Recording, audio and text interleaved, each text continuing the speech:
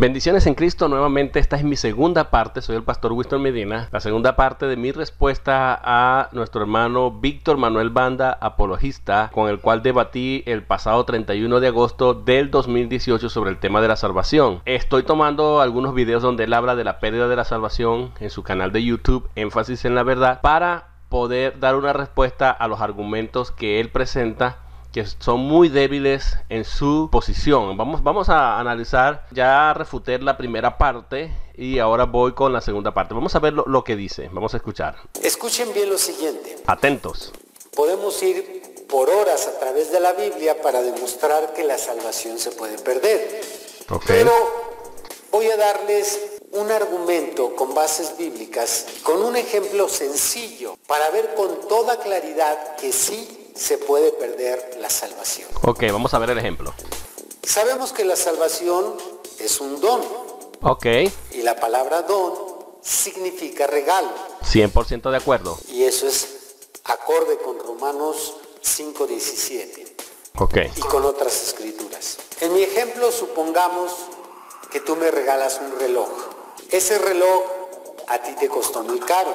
Es un reloj por el cual tuviste que ahorrar por mucho tiempo y tuviste que privarte de muchas cosas para ahorrar ese dinero. Y me lo regalas como una muestra de amor, ya que tenemos años de conocernos y ha crecido una estrecha amistad entre tú y yo. Okay. Y para poder comprar ese reloj tan caro, hiciste un gran sacrificio para regalármelo y cuando me lo entregaste, me lo diste con mucho amor.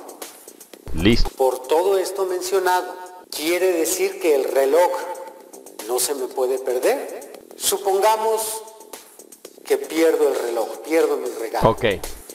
Voy y te busco y te digo las siguientes palabras. He perdido mi reloj, así que tú te retractaste de dármelo. ¿Tiene sentido? O voy y te digo, perdí mi reloj porque tú revocaste la compra de mi reloj. ¿Cómo se escucha eso? Noten ustedes que la estrategia que usa Víctor Manuel Banda aquí es un salto de categoría, porque en su ejemplo él está presentando el reloj representando a la salvación. Pero nosotros no decimos para que la salvación se pierda, Dios tiene que revertir la salvación, y ahí está lo débil de su argumento. Nosotros decimos que la salvación, el que recibe la salvación, el salvado, recibe también unos beneficios, la justificación, la santificación, la glorificación, el don del Espíritu Santo, la simiente incorruptible, etcétera, etcétera. Hay muchas cosas que recibe el cristiano, 26 cosas en total, por lo menos hasta las que yo he contado. Nosotros decimos que para que la salvación, esas 26 cosas son la base, o sea, son la columna que sostiene la salvación, y para que el cristiano pierda la salvación, Dios tiene que retractarse de esas bases, que es lo micro, desde lo micro, lo que está abajo, la base de la salvación, no la salvación. Dios no se tiene que retractar de la salvación. Nosotros nunca planteamos ese argumento así. Nosotros decimos, Dios tendría que declarar al que dijo que era justo, decir, no, ya tú no eres justo, contradiciéndose a sí mismo en su promesa. Dios tendría que decir, el sello del Espíritu Santo te lo quito, ya no eres sellado hasta el fin de la redención, sino hasta que pecaste, voy a acomodar mi palabra. Eso es lo que nosotros decimos. Pero entonces en tu ejemplo del reloj, donde el reloj representa la salvación, estás poniendo un ejemplo de lo macro que no es nuestra argumentación.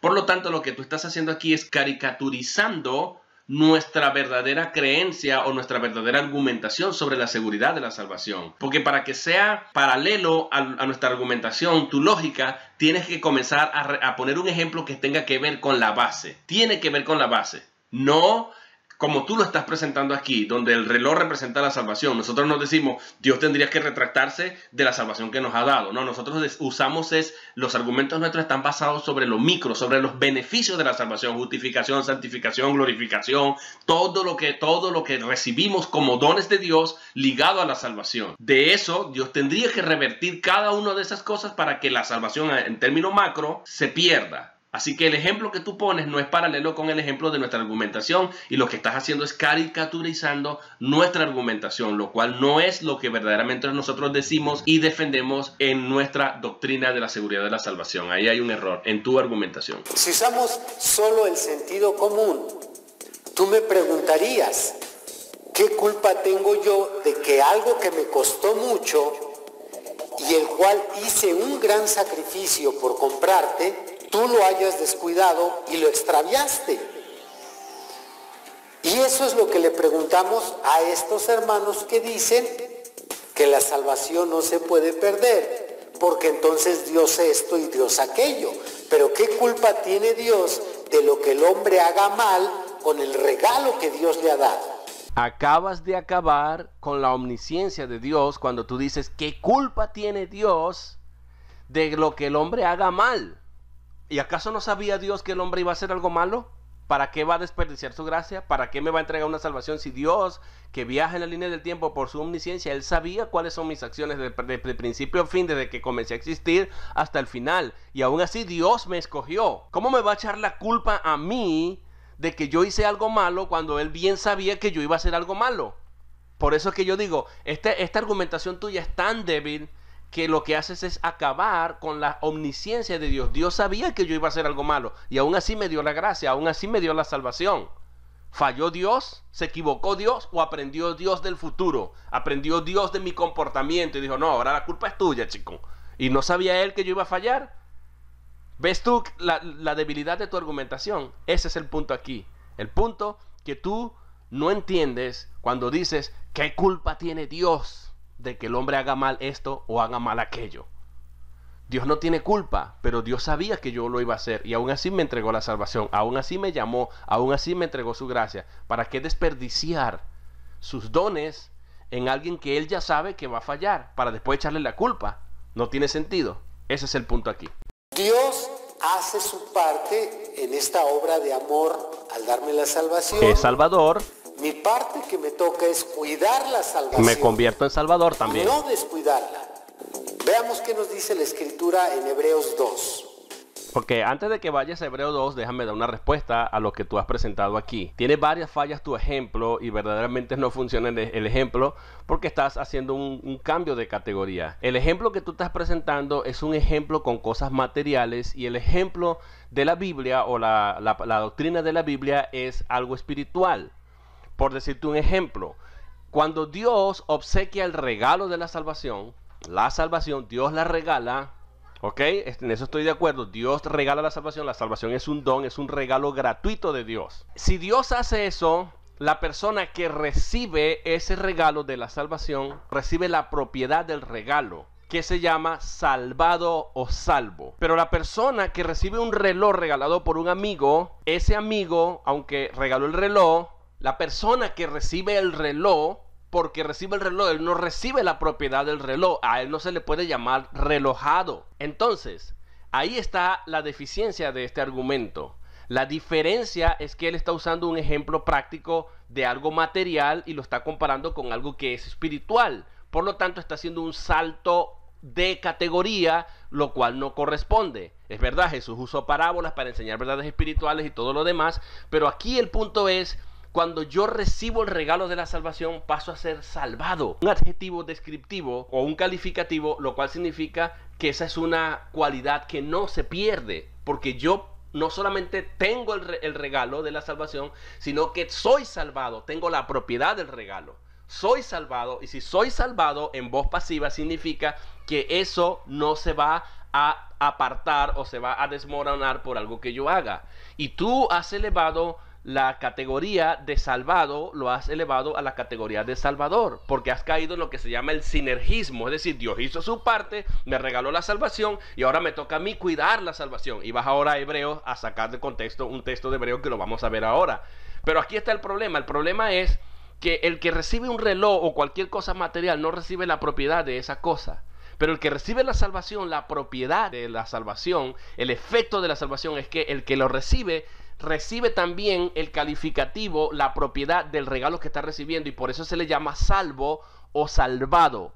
Y que yo sepa, un salvo o salvado es un hecho en tiempo pasado, mi amigo. La voz pasiva se presenta en tiempo pasado. Los participios se presentan en tiempo pasado. Por ejemplo, este es un participio pasado, un adjetivo descriptivo. Entonces significa que Dios da por hecho que ya yo estoy salvo, que ya yo estoy salvado una vez que yo recibí el regalo de la salvación, y que no solamente puedo decir tengo la salvación, sino que también puedo decir soy salvo, soy salvado, porque he recibido la propiedad del regalo que he recibido. Así que lo que hay aquí es un brinco o un salto de categoría que no corresponde al ejemplo que está dando. Por otro lado, aquí hay también otra diferencia. El Dios que da el regalo de la salvación no lo puedes comparar con el amigo tuyo con quien tienes tanta confianza que te regaló el reloj. Porque si yo te regalo algo con mucho cariño y con mucho amor, sencillamente yo me desentiendo de eso como algo que yo te di. Ya yo no tengo más nada que ver con eso. Pero Dios no es así. Dios me da la salvación y Él sigue cuidando y guardando la salvación que me ha dado a mí. Lo hace por mí. Sinceramente, Víctor Manuel Banda, a mí me parece que a ti te faltó leer el Salmo 3.8, donde dice que la salvación es de Jehová. Aunque nosotros tenemos la salvación, recibimos la salvación y somos salvados, recibimos el regalo de Dios como don de la salvación, pero Dios, la salvación sigue siendo de Dios también. Él que da la salvación no se despoja de la salvación, sino que Él sigue controlando la salvación. Y por eso el Salmo 3.8 dice, la salvación es del Señor, es de Dios.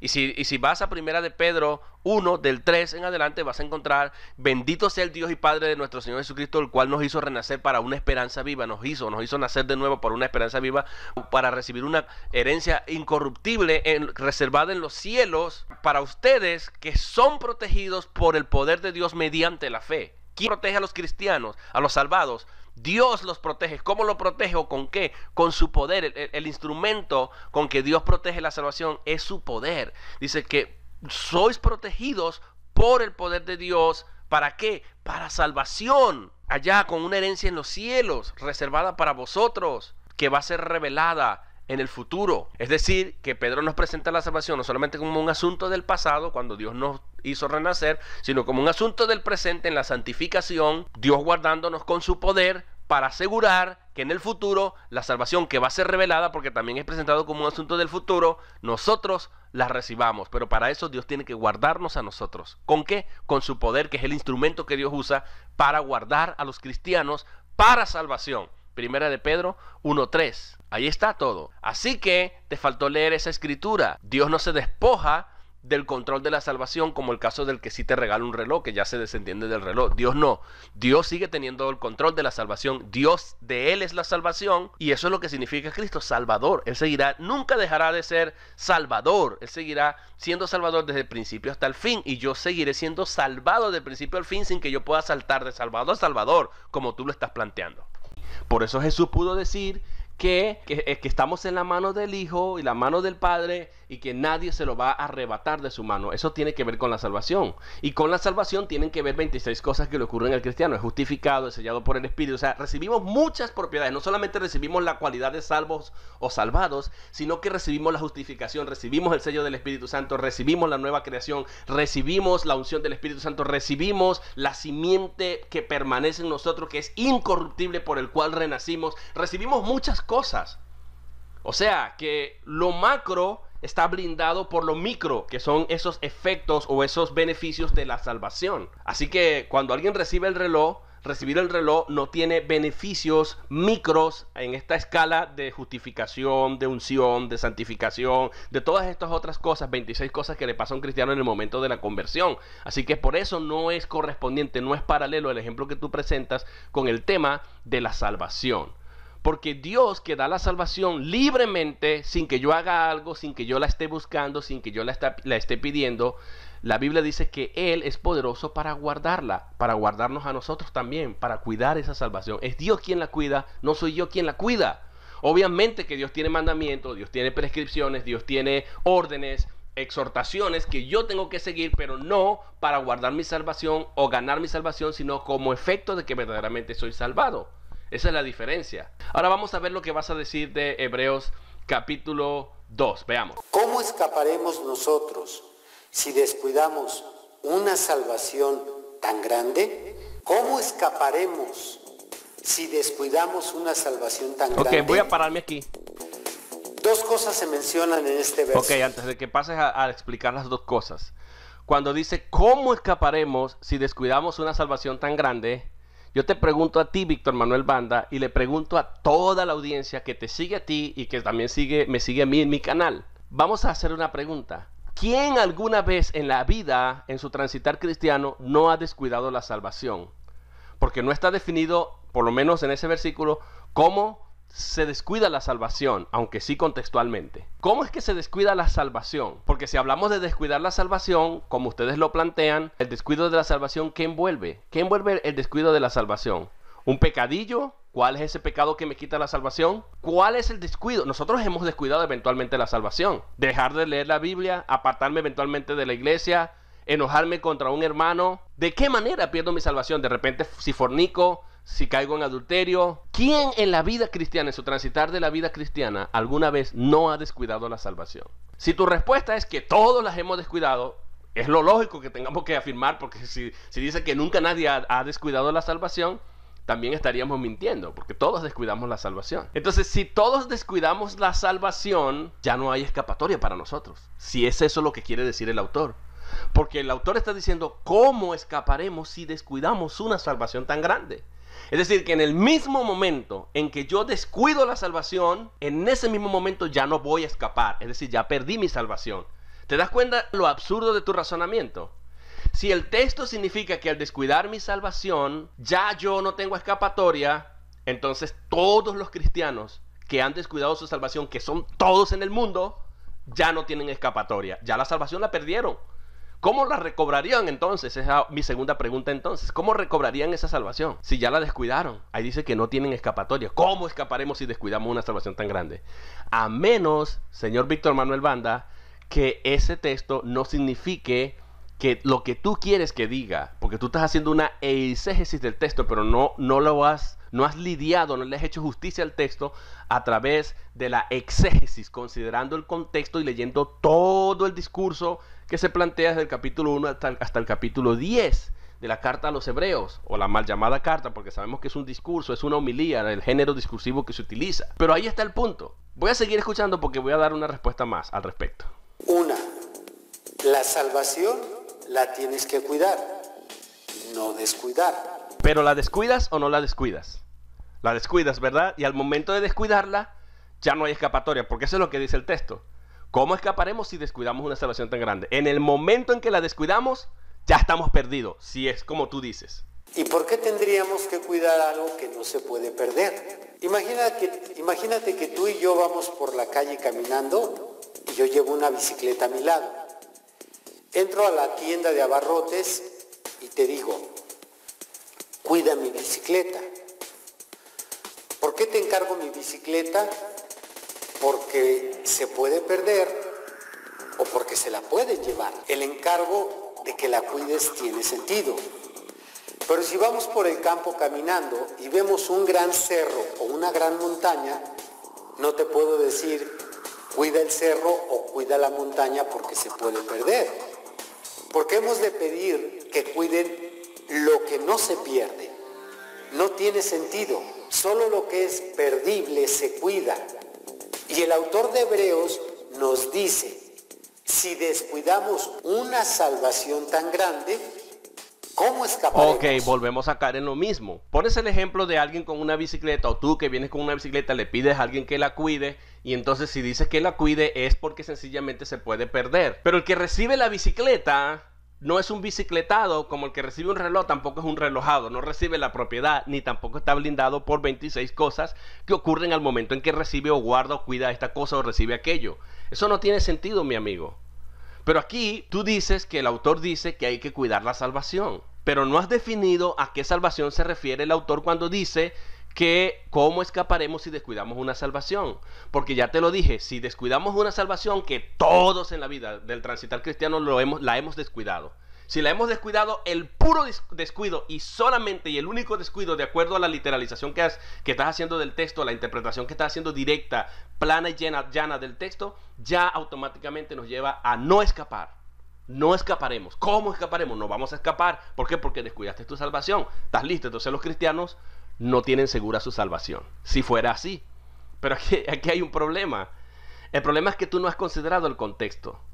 La salvación, cuando dice cómo escaparemos si descuidamos una salvación tan grande, el autor que está escribiendo es un hebreo y le está escribiendo también a los hebreos. Y por eso él se tiene que incluir para tener algún tipo de empatía o conexión con su audiencia. Esa es una estrategia discursiva, como cuando le predicamos a los pecadores. A veces yo estoy predicando afuera en una campaña o a alguien le digo, vengan a Cristo porque si no venimos a Él estamos perdidos. Yo me incluyo. Y no significa necesariamente que yo soy parte de aquella audiencia, sino que simplemente es una estrategia discursiva para suavizar un discurso exhortativo. Eso es una estrategia que usaban los escritores del Antiguo Testamento.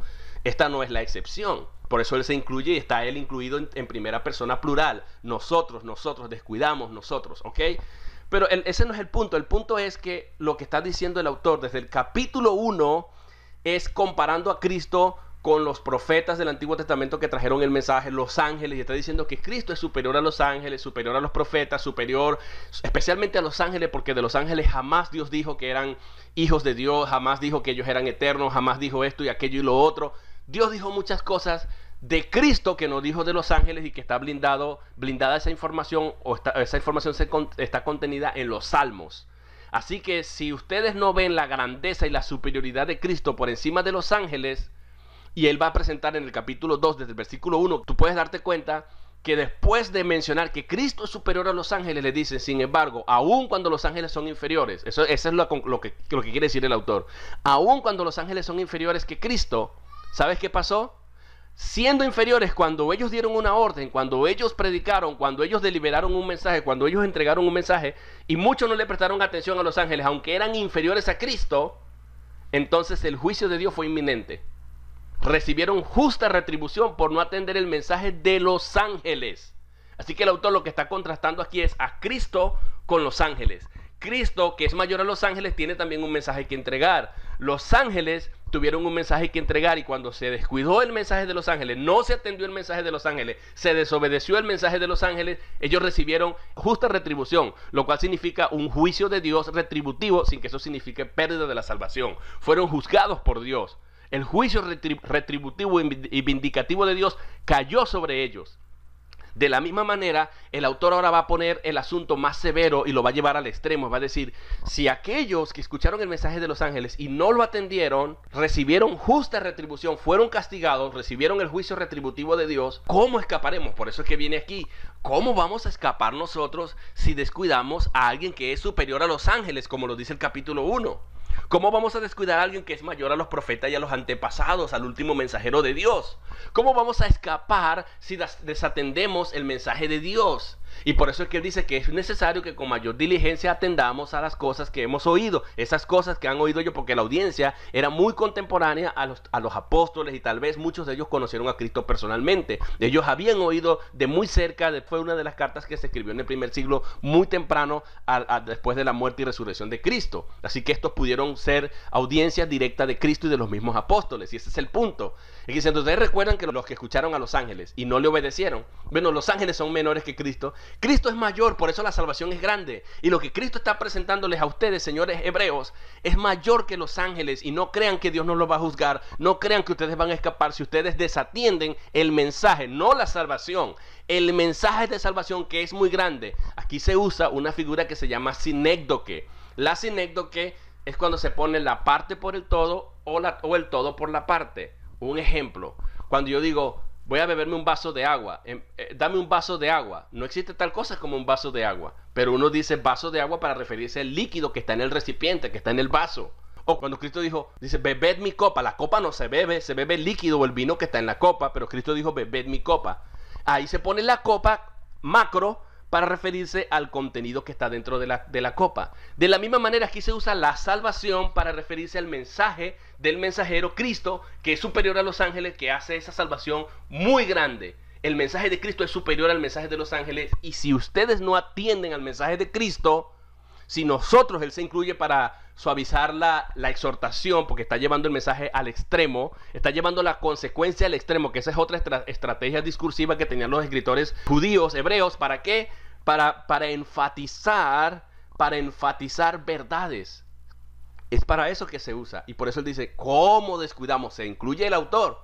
Si nosotros descuidamos una salvación tan grande, ¿cuál salvación? La que nos es presentada por Jesús.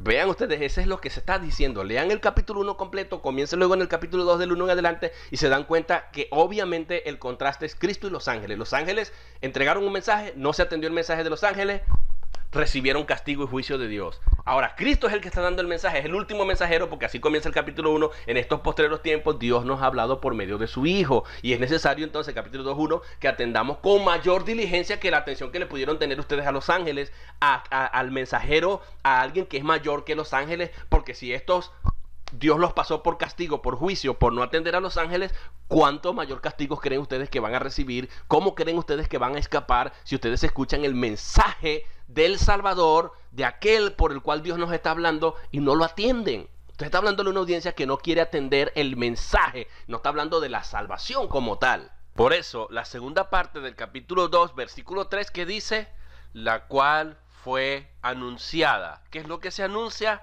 Se anunció la salvación. ¿A través de qué se anuncia la salvación? A través del mensaje, a través de la predicación, por eso es que dice, la cual fue anunciada por aquellos que la oyeron, es decir, sus discípulos, sus apóstoles.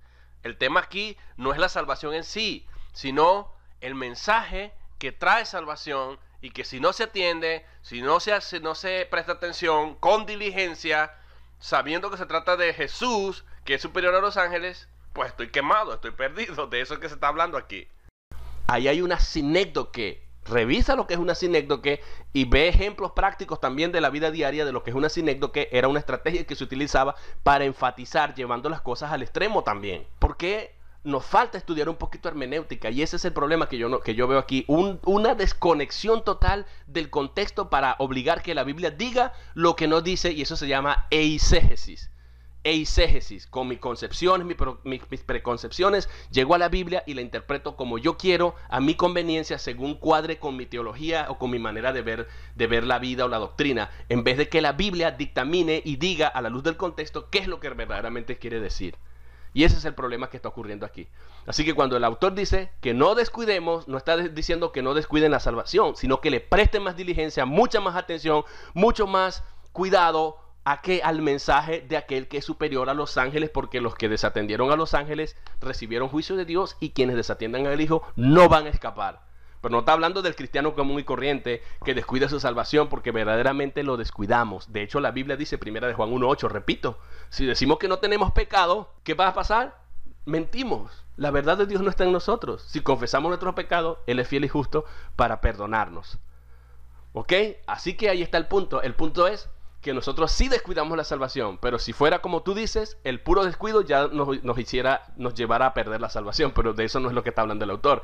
Está hablando del mensaje de aquel por medio del cual Dios últimamente nos está hablando, y ellos habían oído el mensaje y se requería mayor atención al Hijo que la atención que ellos le estaban prestando a los ángeles, porque cuando a los ángeles se les desobedeció siendo inferiores a Cristo, fueron castigados.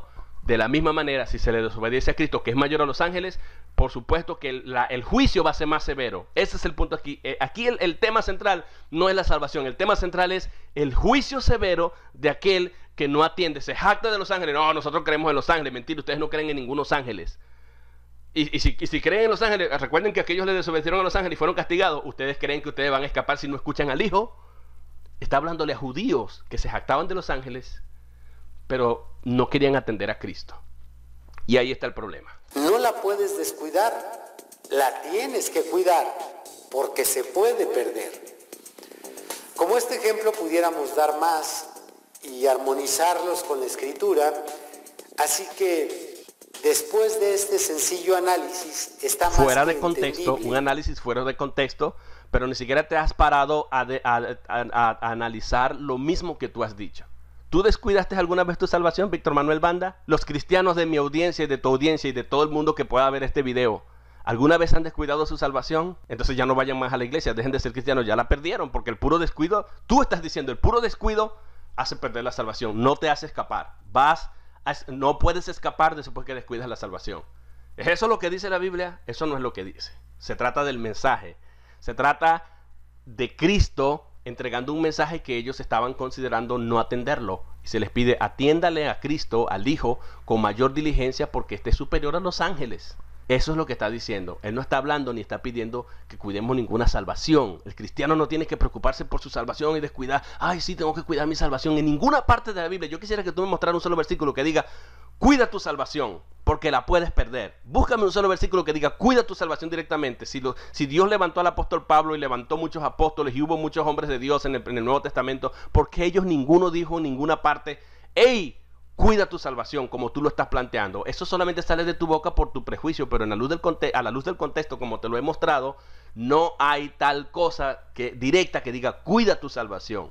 Ahí lo que se está descuidando, se está desatendiendo. Si nada más lees el puro capítulo 2, 1 y 2, te das cuenta que verdaderamente se está hablando es de desatender un mensaje. Es necesario que con más diligencia atendamos a las cosas que hemos oído. ¿Cómo se atiende algo que hemos oído? Con los oídos, con diligencia, con atención. Está llamando a que atiendan, a que presten atención y sin considerar el juicio que reciben aquellos que desatiendan eso, así como recibieron juicio aquellos que escucharon a los ángeles y no lo atendieron. Dios no le pasó esa por alto, mucho menos le va a pasar por alto a aquel que escuche el mensaje del Hijo de Dios, que es el último autobús en el cual tenemos que montarnos, valga la comparación, y no nos montemos basados en que no, que yo tengo los ángeles, que yo tengo la religión, que yo soy judío, porque estos eran judíos. Ese es el punto aquí. Vamos a seguir escuchando. Que la salvación, a pesar de ser una obra perfecta de Dios por medio de Jesucristo... Escucha lo que estás diciendo. La salvación es una obra perfecta de Dios. Porque tú lo que has hecho hasta ahora es decirnos, ok, Dios me entrega la salvación, hizo su parte, pero ahora depende de mí que yo la cuide, como que si Dios se desatendió de la salvación. Tú desconectaste a Dios de la salvación y parece ser que Dios nada más tiene una etapa, porque eso es lo que tú has planteado con los ejemplos del regalo. Dios viene, me entrega el regalo, me lo dio y dice, bueno, ya de ahí para acá te toca a ti cuidarlo. Es decir, ya yo no soy tu salvador, te salvé inicialmente. ¿Qué tipo de salvador es ese? Ese no es un perfecto salvador. Yo te entregué la salvación, pero ahora yo me desatiendo. Esa es la idea que tú estás planteando con tus ejemplos. Y ahora a ti te toca cuidar. Si tú la pierdes, ya no es mi culpa. Ya no es mi culpa. ¿Ves la falacia de tu argumentación? Es decir, aquel recibe la salvación y ya Dios no tiene más nada que ver con esto. Es decir, que el salvado se convirtió en salvador. Su propio salvador, usando los recursos que Dios le entregó. Eso no tiene sentido. Eso no tiene sentido. Y dices, luego vas a decir y te vas a contradecir porque vas a decir, la salvación, aunque la salvación es una obra perfecta de Jesucristo, ¿ahora qué? ¿Ahora qué? Si es una obra perfecta de Cristo, ¿cómo puede fallar? Una obra perfecta. Cristo vino a salvar. ¿Qué significa Jesús? ¿Salvador de quién? De su pueblo. Este se llamará Jesús, dijo el ángel, porque salvará a su pueblo de su pecado. Salvará a tiempo futuro, indicativo. Lo salvará, lo seguirá salvando y lo salvará hasta el final. ¿Salvará a quién? A su pueblo, no al mundo, a su pueblo. ¿De quién? De sus pecados. Eso es lo que significa Jesús. Vamos a seguir escuchando la obra perfecta de Cristo. Sí, la obra, él va a contrastar ahora. Aunque la salvación es una obra perfecta de Cristo, esta se puede perder. Ahí se contradice. ¿Cómo es que es una obra perfecta de Cristo? O sea, tú la haces reposar sobre Cristo. Cristo es el que hace la salvación, pero esta se puede perder. O sea, Cristo falla. ¿No te das cuenta de tu argumentación?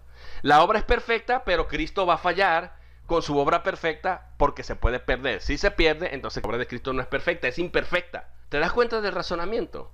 Es imperfecta. Y es terrible cómo tú haces que el salvado se convierta en salvador. Ahí está. Tú mismo te has autorrefutado. Aunque la salvación es una obra perfecta de Cristo, esta se puede perder. Entonces no es una obra perfecta.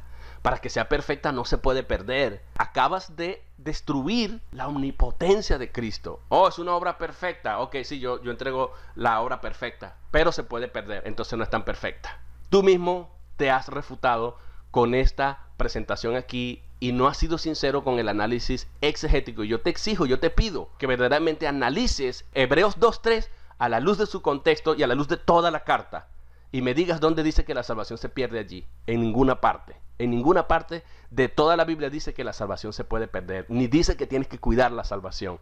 Solamente una teología prejuiciada se llega a la Biblia de esa manera como tú has llegado. Bendiciones y espero haberles ayudado. Y no estoy tratando de atacar a Víctor Manuel Banda, sino los argumentos que no vienen de él, sino que están extendidos a lo largo de toda la iglesia. Y de esta manera ayudar también a la iglesia a que pensemos muchas veces en lo que decimos sin haberlo analizado exegéticamente.